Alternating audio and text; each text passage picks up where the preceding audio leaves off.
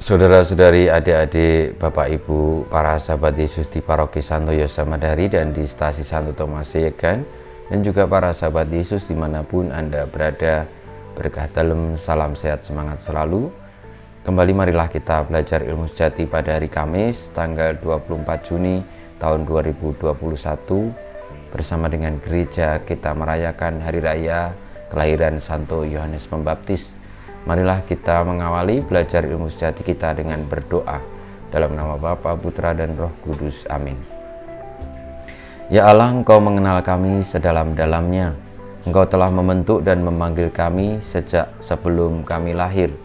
Semoga kami mengabdi kepadamu dengan rendah hati, serta mempersiapkan jalan untuk kedatangan Putramu, Yesus Kristus.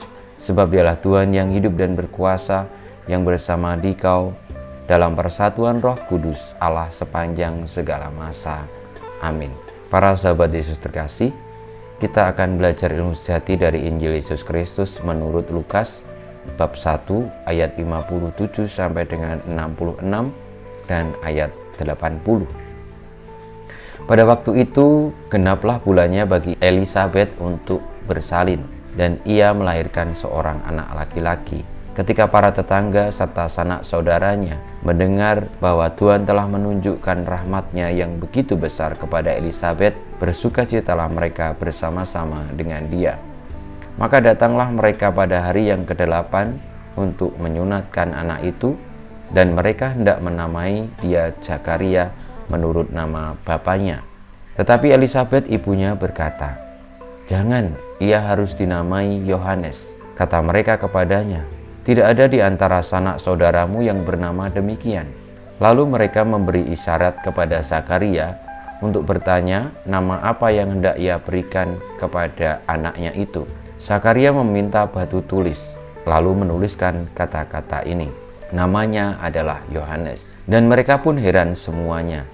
Seketika itu juga terbukalah mulut Zakaria dan terlepaslah lidahnya, lalu ia berkata-kata dan memuji Allah.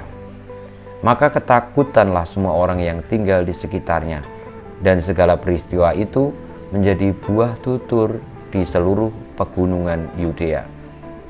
Semua yang mendengarnya merenungkannya dan berkata, "Menjadi apakah anak ini nanti? Sebab tangan Tuhan menyertai dia."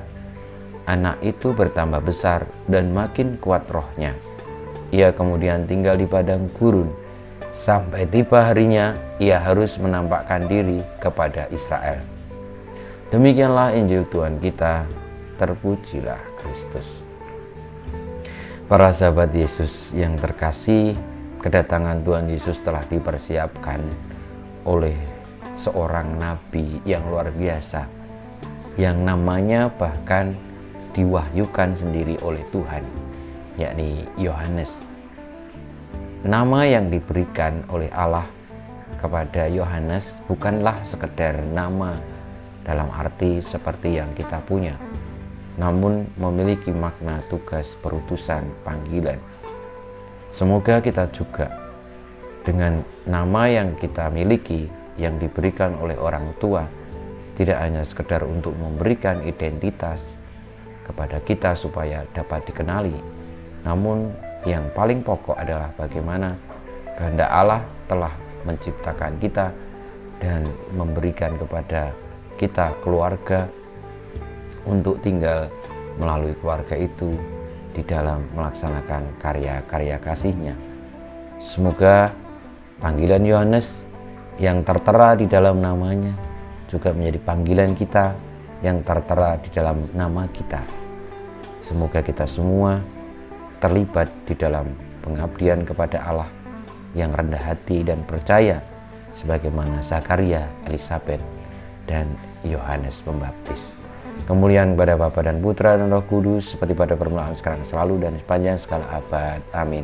Ya Yesus, jadikanlah hati kami seperti hati-Mu. Tuhan bersamamu dan bersama rohmu, kita semua hidup kita, perjuangan kita untuk menanggapi panggilan Tuhan senantiasa dibimbing, dilindungi, diberkati Allah yang Maha Kuasa, Bapa dan Putra dan Roh Kudus. Amin.